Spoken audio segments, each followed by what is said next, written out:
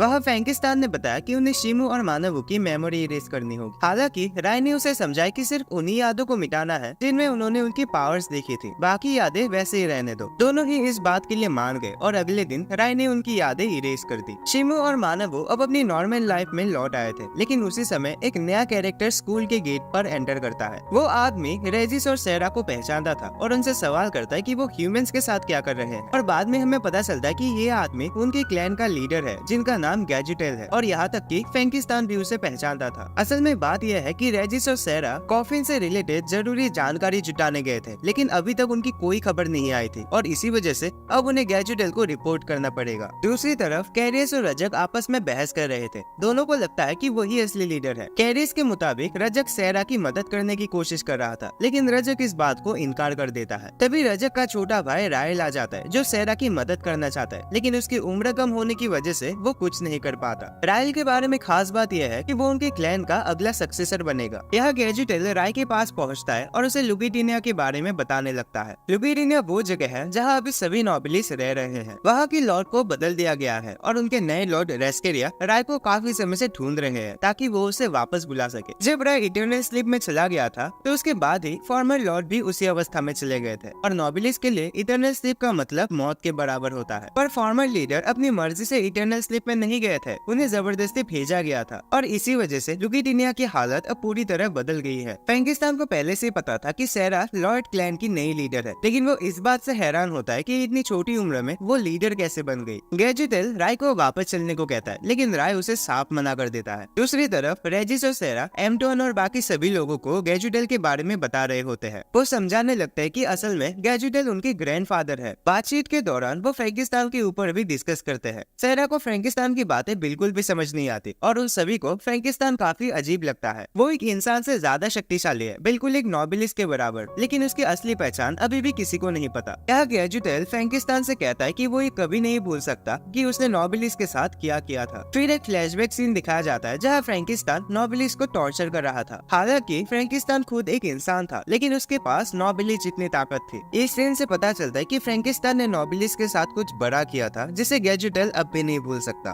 दूसरी तरफ राय नोबिलिस के लॉर्ड के पास पहुंच जाता है, जहाँ कुछ बातचीत होती है, लेकिन राय लॉर्ड के हर एक ऑफर को ठुकरा देता है और वहाँ से चला जाता है। बाद में क्लैन लीडर्स लॉर्ड के पास पहुंचते हैं, जहाँ उन्हें ऑर्डर मिलता है कि फ्रैंकिस्टान को पकड़ के लाया जाए। क्लैन लीडर्स कुछ सोल्जर्स के साथ फ्रैंकिस्टान को खेल लेते हैं, लेकिन फ्रैंकिस्टान बड़े आसानी से एक ही बार में उन सभी सोल्जर्स को हरा देता है। इसके बाद लीडर्स फ्रैंकिस्टान को अपना इंट्रोडक्शन देता है और फाइट के लिए तैयार हो जाता है, लेकिन रेगर नाम के लीडर से फ्रैंकिस्टान नहीं लड़ना चाहता, क्योंकि अगर उसने ऐसा किया तो फ्रैंकिस्टान को क्रेडिट मिल जाएगा। रेगर ने फिर भी फ्रैंकिस्टान से लड़ाई शुरू की, लेकिन वो भी ज्यादा देर तक नहीं टिक पाया। उसने अपने सोल वेपन का इस्तेमाल किया, लेकिन फ्रैंकिस्टान की ताकत बिना रुके बढ़ती जा रही थी। आखिर में फ्रैंकिस्टान भी अपने सोल वेपन का इस्तेमाल करता है, जिसे देखकर वो दोनों लीडर्स घबरा जाते हैं। गैजेटेल ने फैसला किया कि अब प्राइड छोड़कर दोनों को मिलकर फ्रैंकिस्टान से लड़ना होगा, पर इसी बीच फ्रैंकिस्टान अपना काबू खो देता है और घायल होकर एक मेंशन में भाग जाता है। उसे लगा कि वहाँ कोई नहीं होगा, लेकिन राय वहाँ खड़ा था। राय उसे बताता है कि उसे एक सर्वेंट के तौर पर हायर किया गया है, पर सच तो यह था कि राय उस कैसल का असली मास्टर था। तभी वो दोनों लीडर्स भी वहाँ पहुँच जाते हैं और बताते हैं कि लॉर्ड को फ्रैंकिस्टान चाहिए, लेकिन राय उन्हें साफ मना कर देता है और कहता है कि फ्रैंकिस्टान अब उसका सर्वेंट है। राय ने अपने मैजिक से फ्रैंकिस्टान के कपड़े भी बदल दिए और एक ऑर्डर दिया जो कोई भी मना नहीं कर सकता था। यहाँ तक कि लीडर्स भी उसकी बात मानने पर मजबूर हो जाते हैं। फ्रैंकिस्टान ये देखकर हैरान था कि आखिर ये राय है कौन, जिसके आगे लीडर्स तक झुक गए हैं। इसके बाद फ्रैंकिस्टान ने 5 साल राय के साथ बिताया और इसी दौरान रेगर उसे ट्रेन करने लगा ताकि वो अपने पावर्स और सोल वेपन को अच्छे से कंट्रोल कर सके। पर गैजेटेल को ये बात अच्छी नहीं लगती कि राय ने फ्रैंकिस्टान को जिंदा रखा। इसके बाद फ्रैंकिस्टान को लॉर्ड के दरबार में बुलाया जाता है। लोग उसे देखकर जलने लगते हैं, खासकर लॉर्ड, क्योंकि वो चाहता था कि राय भी उसके साथ समय बिताए। लॉर्ड ने सुझाव दिया कि फ्रैंकिस्टान और राय के बीच ब्लड रिलेशन होना चाहिए, क्योंकि फ्रैंकिस्टान पहले ही 5 साल से राय के साथ था। लेकिन राय इस बात के लिए मना कर देता है, क्योंकि उसके अंदर भी एक ह्यूमन प्राइड है, जिसके कारण वो किसी भी नोबिलिस के आगे नहीं झुकेगा। अब आगे हमें दिखाया जाता है कि एक लीडर फ्रैंकिस्टान को फाइट के लिए चैलेंज करता है, जिसे फ्रैंकिस्टान भी एक्सेप्ट कर लेता है, लेकिन वो अपनी असली ताकत नहीं दिखाता, क्योंकि उसे लगता है कि पहली बार की तरह वो अपने पावर्स को कंट्रोल नहीं कर पाएगा। हालांकि क्लैन लीडर ने अपनी पूरी ताकत से फाइट शुरू की और फ्रैंकिस्टान भी अपने प्राइड को बरकरार रखने के लिए पूरी ताकत का इस्तेमाल करना शुरू कर दिया।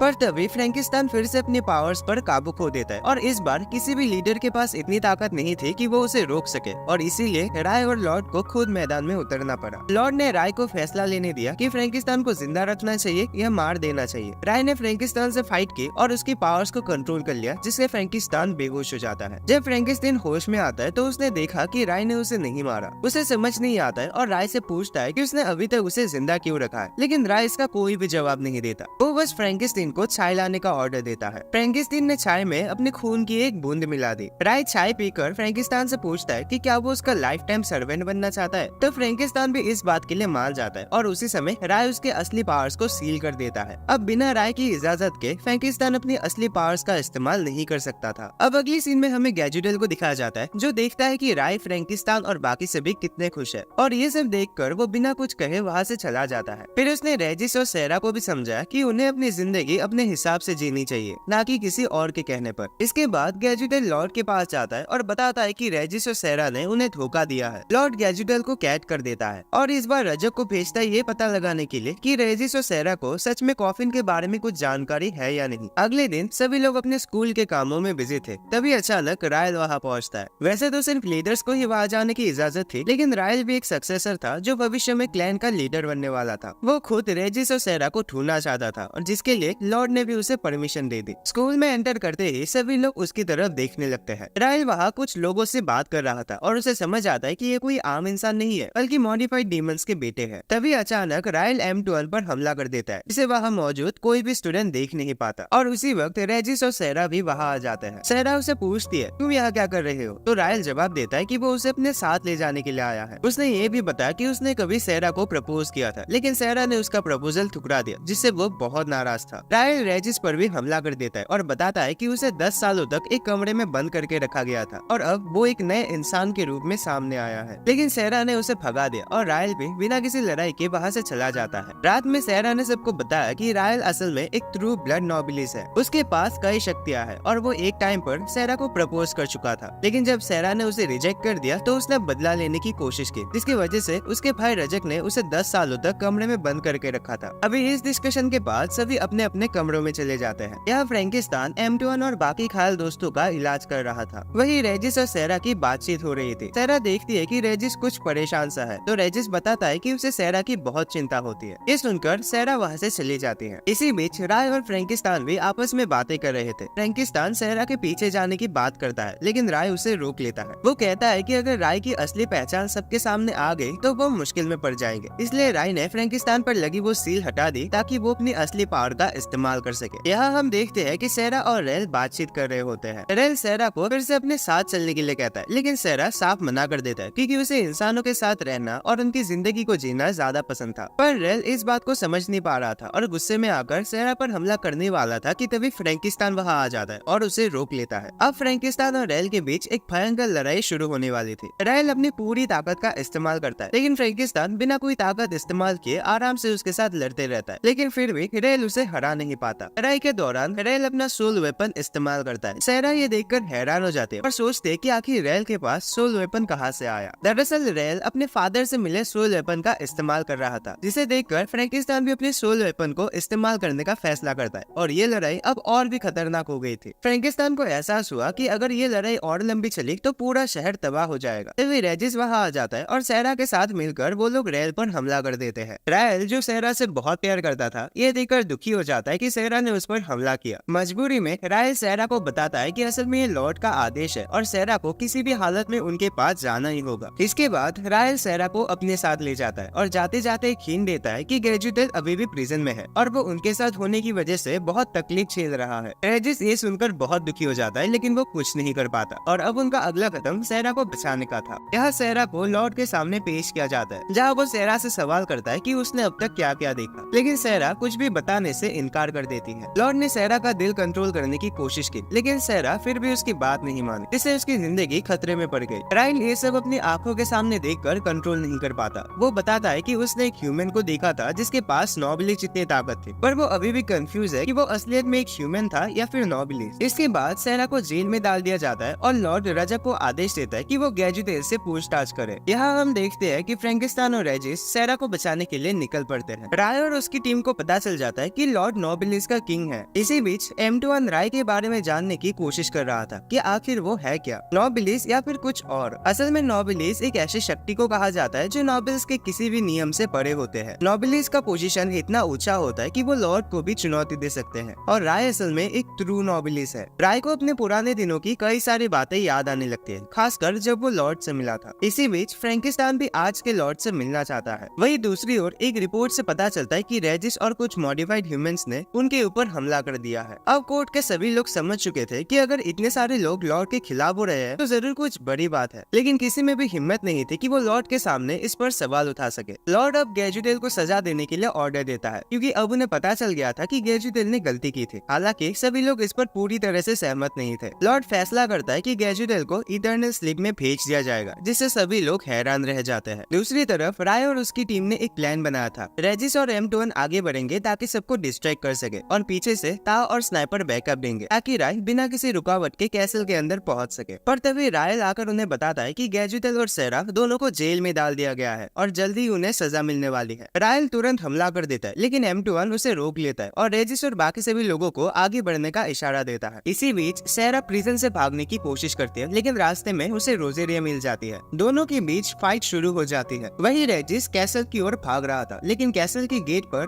कैरियस और रजक उसे रोक लेते हैं। कैरियस रजक से कहता है कि वो अपने भाई की मदद करे और उसे वहाँ से जाने देता है। यहाँ M21 और रायल के बीच एक बहुत ही इंटेंस फाइट चल रही होती है। ताओ और स्नाइपर उसकी मदद करने की कोशिश करते हैं, लेकिन रायल उनसे बहुत ज्यादा स्ट्रॉन्ग था। तभी रायल अपने सोल वेपन को समन करता है और ताओ एक स्ट्रेटेजी बनाता है जिससे रायल को फाइट में गुस्सा दिलाकर फंसाया जा सके। रायल और फ्रैंकिस्टाइन को पता चल गया था कि M21 की फाइट अब बहुत ही खतरनाक हो चुकी है। रायल फ्रैंकिस्टाइन से पूछता है कि क्या उसे मदद के लिए जाना चाहिए, तो फ्रैंकिस्टाइन बताता है कि उसे इन सब में ध्यान देने की कोई जरूरत नहीं है। लेकिन फ्रैंकिस्टाइन अब और ज्यादा नजरअंदाज नहीं कर पाता और खुद फाइट में कूद जाता है। तभी रजक वहाँ आकर फ्रैंकिस्टाइन को चैलेंज कर देता है। ये लड़ाई अब काफी ज्यादा खतरनाक हो चुकी है। फ्रैंकिस्टाइन अपनी पूरी ताकत लगा देता है, लेकिन रजक ने भी अपने सोल वेपन को समन कर लिया था। फ्रैंकिस्टाइन भी अपना सोल वेपन निकालता है और दोनों के बीच एक बहुत ही तगड़ी फाइट शुरू हो जाती है। रेजिस कैरियस से लगातार मार खा रहा था, लेकिन वो हार मानने को तैयार नहीं था। कैरियस उसे भागने का एक मौका देता है, लेकिन रेजिस पीछे नहीं हटता। यहाँ फ्रैंकिस्टाइन और रजक के फाइट के दौरान फ्रैंकिस्टाइन अपने दोस्तों को बचाने के लिए उन सभी अटैक्स को रोकता है और खुद मार खा रहा होता है। रजक समझ जाता है कि फ्रैंकिस्टाइन फाइट के लिए पूरी तरह तैयार था, लेकिन अपने दोस्तों की वजह से वो कमजोर पड़ गया। इसी बीच कैरियस ने रेजिस को उसके वादे के मुताबिक कैसल तक पहुंचाने का फैसला किया। लॉर्ड अब सेरा और गैजुडेल को सजा देने की तैयारी कर रहा था, लेकिन तभी राय वहां आ जाता है, जिसे देखकर सभी लोग हैरान रह जाते हैं। राय ने गैजुडेल से माफी मांगी कि उसकी वजह से वो इतने बड़े मुसीबत में पड़ गया। लॉर्ड ने बाकी के लीडर्स को राय पर हमला करने का आदेश दिया, लेकिन कोई भी उसे एक खरोच तक नहीं दे पाता। अब खुद लॉर्ड राय से फाइट करने के लिए आगे बढ़ता है, लेकिन वो भी राय पर एक हिट भी नहीं लगा पाता। उसे समझ नहीं आ रहा था कि वो राय को हरा क्यों नहीं पा रही थी, जबकि उसके पास लॉर्ड की पूरी पावर्स थे। पर असल में बात यह है कि उसने अभी तक उन पावर्स को पूरी तरीके से अनलॉक नहीं किया था। आखिरकार राय अपने ब्लड फील्ड को एक्टिवेट कर देता है, जिससे वहाँ के लोग अब खतरे में पड़ जाते हैं। लॉर्ड ने भी अपने ब्लड फील्ड को एक्टिवेट किया, जिससे दोनों के ब्लड फील्ड अब एक दूसरे को कैंसिल करने लगते हैं। पर इसमें लॉर्ड की बहुत एनर्जी खर्च हो जाती है और वो वही गिर पड़ता है। बाकी के क्लैन लीडर्स उसे किसी तरह संभाल लेते हैं और फ्रैंकिस्टाइन भी राय को बचा लेता है जब वो गिरने वाला था। अब सभी को लगने लगता है कि राय लॉर्ड को खत्म कर देगा, पर तभी राय अपना हाथ ऊपर करता है और लॉर्ड की तलवार रैग्नारॉक को समन करता है। इसी बीच वही सेम तलवार अभी के लॉर्ड रेस्करिया के पास भी थी। ये देखकर सबके मन में सवाल उठने लगता है कि एक जैसी दो तलवारें कैसे हो सकती है। तभी वो दोनों तलवारें आपस में मिलकर एक हो जाते हैं और उसी मोमेंट में पुराने लॉर्ड यानी रेस्करिया के फादर वहाँ आ जाते हैं। वो सभी को ह्यूमंस के बारे में बताते हैं और कहते हैं कि नोबिलिस को भी ह्यूमंस की तरह बनने की जरूरत है। वो ये भी बताते हैं कि उन्होंने खुद को इटर्नल स्लिम में भेजा था क्योंकि वो चाहते थे कि बाकी लोग आगे बढ़े और अच्छे लीडर और लॉर्ड बने। अगर ये मैसेज कोई देख रहा है तो इसका मतलब है कि वो खुद मर चुके हैं। उन्होंने ये बात सिर्फ अपने ट्रस्टेड क्लैन लीडर्स को ही बताई थी और उनके साथ खड़े होने वाले सभी लोग अब मर चुके हैं। गैजुडेल को असल में ये सारी बातें पहले ही पता था, तो उसने इसीलिए किसी को नहीं बताया था ताकि कोई भी कंफ्यूजन में ना हो। गैजुडेल का मिशन था कि वो बाकी लोगों को सही दिशा में लीड करे। इसी बीच कैरियस वहाँ पहुँचता है और रेजिस को सजा देने की बात करने लगता है, लेकिन गैजुडेल की नजर में रेजिस भी एक ट्रू नोबिलिस्ट था, इसीलिए उसकी सजा माफ कर दी जाती है और बाकी लोगों को भी रेजिस जैसा बनने के लिए कहा जाता है। लॉर्ड को अब सारी बातें समझ में आने लगती है और इसीलिए वो उन सभी के बेरियों को खोल देते हैं और खुद भी इमोशनल हो जाते हैं। अब दोनों तलवारें एक हो चुकी थी और राय ने भी वो तलवार अब लॉर्ड को दे दी क्योंकि वो उसी की थी। इसके बाद सब कुछ शांत हो जाता है। लॉर्ड राय के पास आती है और उसे अपने फादर के बारे में पूछने लगती है। राय बताता है कि उसके फादर ने ये सब पहले प्लान करके रखा था कि उनके जूनियर लीडर्स को वक्त रहते ही जिम्मेदारियां दी जाए ताकि वो अपने भविष्य को समझ सके और जान सके कि उन्हें किस दिशा में जाना है। इसके बाद सब कुछ नॉर्मल हो जाता है। राय फ्रैंकिस्टाइन के साथ